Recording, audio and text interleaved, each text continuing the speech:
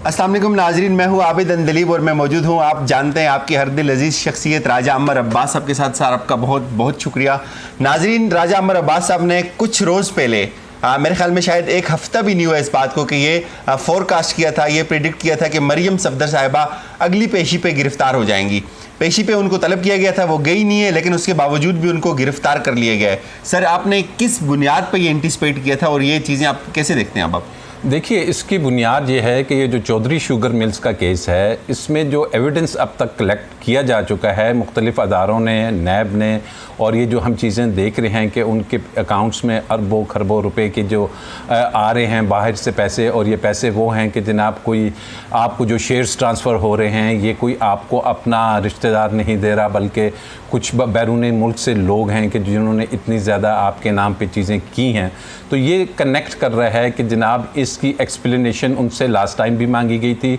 जिस पे उन्होंने बड़े आसानी से कह दिया कि जी मेरे इल्म में नहीं है। और मैंने उसी आपकी वीडियो में कहा था कि इग्नोरेंस ऑफ लॉ, या अगर आप फैक्ट्स पे जवाब नहीं देंगे तो फिर आपसे नैब ये नहीं पूछेगी कि जनाब आप जाइए और अपनी याददाश्त ताज़ा कीजिए और कोई ऐसी चीज़ें खाएं कि आपको याद आ जाए, बल्कि वो कहेगी कि जनाब अगर आपके इल्म में नहीं है तो कानून कहता है कि आप यहाँ तशरीफ़ रखिए और अदालत में जाके फिर बताइएगा कि जनाब ये पैसे कहाँ से आए। तो ये वो वजूहात हैं, क्योंकि मैं ख़ुद ये प्रोसिक्यूशन और ये इन्वेस्टिगेशन और ये नैब को जानता रहा हूँ। तो ऐसी सूरत हाल में जब कानून की हुक्मरानी होगी, जब ये होगा कि ये नहीं देखा जाएगा कि ये मरीम साहिबा है या कोई और है, तो फिर अरेस्ट के अलावा नैब के पास कोई दूसरा चारा नहीं है। और उसके अलावा भी लगता ऐसे है कि इस केस में दीगर जो लोग कुछ इन्वेस्टिगेशन के दौरान चीज़ें बता चुके हैं, जिनके इनके अपने फैमिली मेम्बर्स हैं, आज इनके कज़न हैं, अब्बास के बेटे यूसुफ हैं मेरा ख्याल नाम, यूसुफ अब्बास, वो भी अरेस्ट हुए हैं। और वो बताएंगे तमाम लोग कि जनाब ये इसमें असल बेनिफिशरी कौन है। क्योंकि देखिए, एक शख्स अगर वो बेनिफिशरी नहीं है, उसने सिर्फ काम किया है या वो एज ए टूल यूज़ होता रहा है या वो as a front man use होता रहा है, तो वो फिर कभी नहीं चाहेगा कि वो ख़ुद भी जाके 10-12 साल की बिला किसी वजह के, बिला किसी ऐसे काम के कि उसने कोई गलत नहीं किया, सिर्फ एक फ्रंट मैन रहा है, तो वो इन्फॉर्मेशंस देते हैं। तो अब लग ऐसे रहा है कि ये चूँकि अरेस्ट हो गई हैं, 90 डेज़ तक नैब इनको अपने पास रख सकती है, इनका फिज़िकल रिमांड ले लिया जाएगा और उसके बाद इनसे पूछा जाएगा कि जनाब ये बताइए कि ये तमाम चीज़ें क्या हैं। तो लग रहा है कि अभी उनके लिए काफ़ी आगे मुश्किल मराहिल होंगे। सर ये बताइएगा, ये बड़ा अहम आपने पॉइंट उठाया कि फैमिली के जो लोग थे वो उसमें वादा माफ गवाह बने। ये भी कहा जा रहा है कि वो जो अब्बास सबके बेटे हैं, जो यूसुफ अब्बास हैं, उनके नाम पे ये शुगर मिल जो है और इसके शेयर ट्रांसफ़र किए गए, फिर दोबारा मरियम नाम सफदर के नाम पे ट्रांसफ़र हुए, फिर दोबारा जब इन पे ये पानामा की इंकशाफात शुरू हुए, इन्होंने फिर एक ऐसे शुरू उस पर ट्रांसफ़र कर दिया। तो ये एक पूरा सर्कल घुमाते रहे इनके शेयर्स का, कभी इस तक कोई इदारा पहुँच नहीं पाया था। तो आप क्या समझते हैं आगे कोई और चीज़ें भी इससे बरामद हो सकती हैं? देखिए, अदारे पहुंचे थे, लेकिन ये जब मुल्क से फरार हो गए थे, आपके इल्म में होगा कि हुदैबिया का जो केस है वो भी एग्जैक्टली यही मनी लॉन्ड्रिंग का केस है, उसमें भी इसी किस्म की करप्शन एंड करप्ट प्रैक्टिस है। लेकिन अनफॉर्चुनेटली वो सुप्रीम कोर्ट ने टेक्निकल रीजंस पे उसको बंद कर दिया, अदरवाइज उसमें भी बहुत सा एविडेंस कलेक्ट हो चुका था। और ये जो एविडेंस है, ये एविडेंस कोई ओरल एविडेंस नहीं है, ये बैंकिंग ट्रांजेक्शंस है, ये इलेक्ट्रॉनिकली जनरेटेड डॉक्यूमेंट्स हैं। ये वही डॉक्यूमेंट्स हैं जो इसहाक डार ने एक अकाउंट काजी फैमिली का बताया था, आपके याद होगा, और उसने तमाम डॉक्यूमेंट्स दिए थे, अकाउंट नंबर्स दिए थे, वो पैसों की ट्रांजैक्शंस दी थी, लेकिन उसको बिल्कुल नज़रअंदाज कर दिया गया और 164 उसने कराया, फिर वो अप्रूवर बना। तो बिल्कुल मुझे लग रहा है कि इस चौधरी शुगर मिल में भी कुछ ऐसे कनेक्शंस आएंगे कि जो वो पुरानी चीज़ें थी हुदैबिया वाली भी, वो भी इसमें कनेक्ट हो जाएंगी और ये एक मेगा केस बनता हुआ नज़र आ रहा है कि जो कि शायद वो एसेट्स का उनका जो केस था एवनफील्ड का, ये उससे बहुत बड़ा केस हमें नज़र आ रहा है। तो सर आपने ये कहा कि ये चीज़ें कनेक्ट होना शुरू हो गई हैं, तो आपको लगता है कि अब जो चीज़ें, चूँकि मनी लॉन्ड्रिंग का मसला है, एक केस हो या दूसरा केस हो, हुई तो मनी लॉन्ड्रिंग और उसका फ़ायदा अल्टीमेटली शरीफ ख़ानदान को पहुँचाए, तो आप समझते हैं कि वो चीज़ें भी इसके अंदर आ सकती हैं? बिल्कुल आ सकती है। देखिए, जो क्रिमिनल इन्वेस्टिगेशन होती है वो कभी डाई नहीं होती, वो कभी ख़त्म नहीं होती। इवन अगर किसी शख्स को किसी कानून के तहत वो बरी हो गया है और उसके बाद कुछ ऐसा एविडेंस आ गया है कि जो उसको कनेक्ट कर रहा है, तो क्रिमिनल जो आपका सिस्टम है लॉ का, उसमें दोबारा फ्रेश एविडेंस को आप किसी भी स्टेज पे ला सकते हैं। तो ये जो एविडेंस की कलेक्शन हो रही है ये बहुत स्ट्रॉन्ग एविडेंस है और इस एविडेंस से निकलना इतना आसान नहीं कि जनाब आपने जो लेयरिंग की हुई है या जो ऑफशोर कंपनीज बनाई हुई हैं, क्योंकि असल चीज़ देखना है कि अल्टीमेटली पैसा मुख्तलिफ राउट से होता हुआ, मुख्तलिफ चैनल से होता हुआ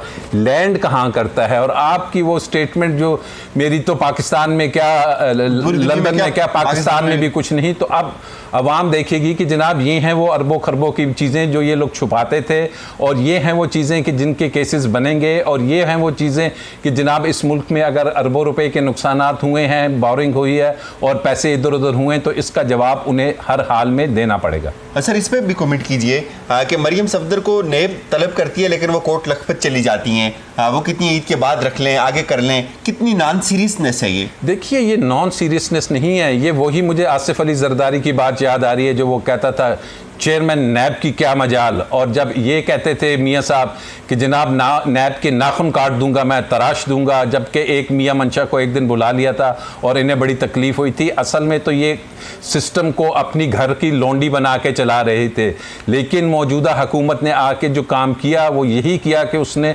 अदारों को मजबूत किया, उसने अदारों को कहा कि आप अपना काम कानून के मुताबिक कीजिए। और मैंने कहा कि अगर तो ये justice Javed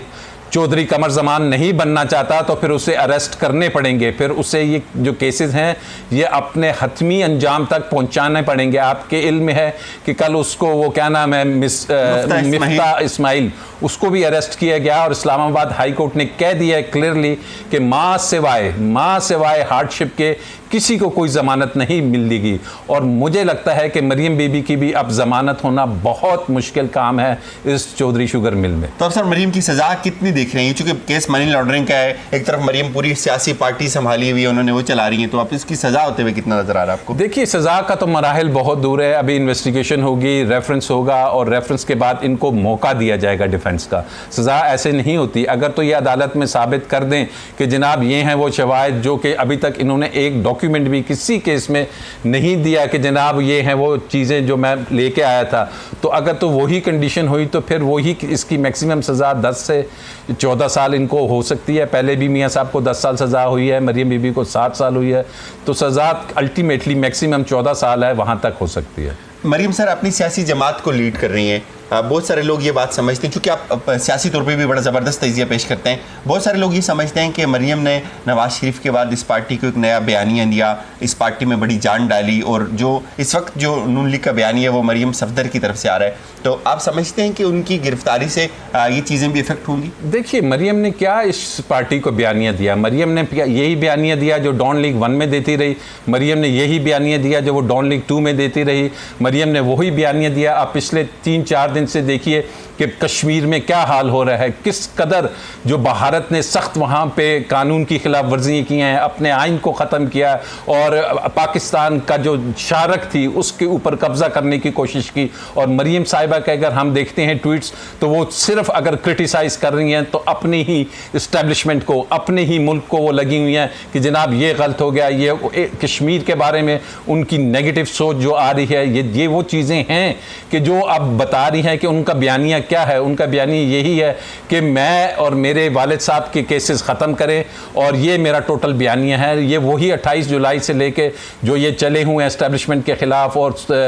supreme court of Pakistan के ख़िलाफ़, और ये वही बयानिया है कि कभी ब्लैकमेलिंग करते हैं। ये वही मरियम बीबी है जो कहती है मेरे पास वीडियोज़ हैं और मेरे पास इस किस्म की चीज़ें हैं, और उन वीडियोज़ की बेसिस पे ये आके अपने केसेस ख़त्म कराना चाहते हैं, कि ना कि वो आके एविडेंस दें कि जनाब ये पैसे उन्होंने कहाँ से बनाए। तो ये बयानिया अगर चल रहा होता तो फिर तो उनको अरेस्ट भी ना किया जाता। ये बयानिया टोटली किसी भी कानून के डिक्शनरी में, किसी भी अदालत में तो नहीं चलेगा, और सियासी पे जो मैदान है उसमें भी उन्हें नुकसान ये हो रहा है कि उनके अपनी जो पार्टी है उसमें तफरीक आ रही है, उसमें ग्रुप बंदी हो रही है, उसमें ग्रोह बन रहे हैं, जिसका आपके सामने अमली मुजाहरा ये हुआ कि जब चेयरमैन सेनेट का इलेक्शन होता है तो इन्हीं के बयानी की वजह से लोग जो उनसे हैं उन्होंने जब अपना सीक्रेट बैलेट यूज़ किया तो इन्हीं के लोगों ने कहा नहीं, हमको मरियम के बयानी से ज़्यादा पाकिस्तान का बयानियत चाहिए। वो जो पाकिस्तान का फ्लैग है, लोग उससे मोहब्बत करते हैं, ना कि वो इस चीज़ से मोहब्बत करते हैं कि जनाब आप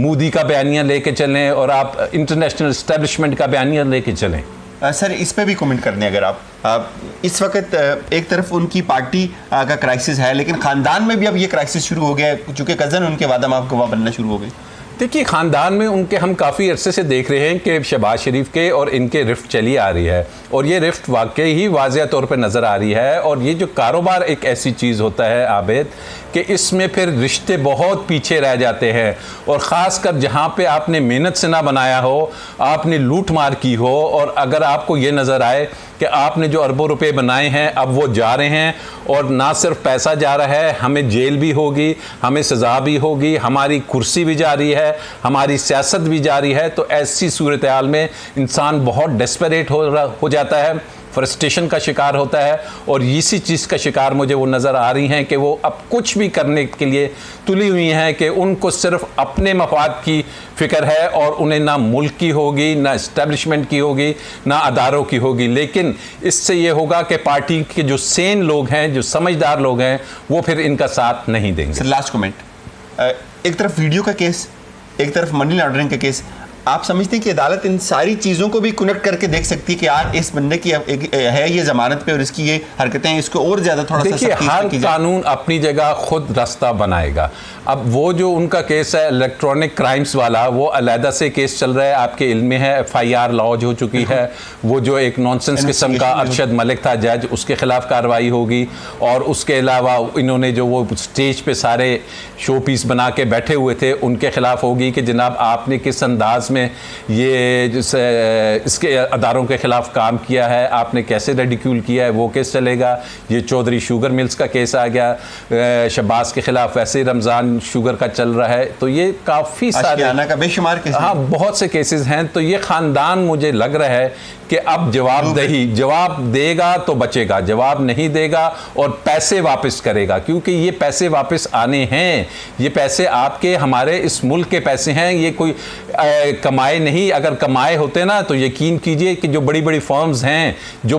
अपने बिजनेस जनरेशन दर जनरेशन चलाती हैं, उनके पास एक एक कागज़ का रिकॉर्ड होता है, उनके अकाउंट्स की फर्म्स होती हैं, उनके पास डॉक्यूमेंटेशन होती है। लेकिन जहां आपको अरबों से, जहां आपको दूसरों के ज़रिए, जहां आपको ऑफशोर कंपनीज के ज़रिए पैसा चोरी करके अपने पास जमा करना है, तो वहां पे अल्टीमेटली, और ये इनके खिलाफ मनी लॉन्ड्रिंग का केस पाकिस्तान में भी मुझे बनता हुआ नज़र आ रहा है, और मुझे लग रहा है कि यूके में भी इनके खिलाफ कार्रवाई होगी। अल्लाह करे ऐसा ही हो। सर आखिरी कमेंट, कोई पेशन कोई और करना चाहते हैं? नहीं, मैं कोई इधर शेख रशीद सर आपने लास्ट टाइम तो की थी सर, ये पेशन कोई नहीं थी। That was my experience, that was my expertise. उसी की बेस हाँ, उसकी बेस पे ये, जैसे मैंने आपसे कहा कि दौलत वापस आएगी, पैसे इंशाल्लाह वापस आएंगे। Thank you so very much sir, आपका बहुत बहुत शुक्रिया। नाज़रीन, आप इनको सुनते हैं, आप इनकी वीडियोस लाइक करते हैं, आप हमें कहते हैं कि राजा अमर अब्बास साहब के साथ वीडियो की जाए। आज हमारी एक्सक्लूसिव वीडियो कि मरियम सफदर साहिबा गिरफ्तार हो गई हैं, जिसकी पहले इन्होंने पेशन गोई कर दी थी। आगे पैसे वापस आने की ये नवीद सुना रहे हैं हमारी तरफ से। फिलहाल यही कुछ, अपना ख्याल रखिएगा। अल्लाह हाफिज़।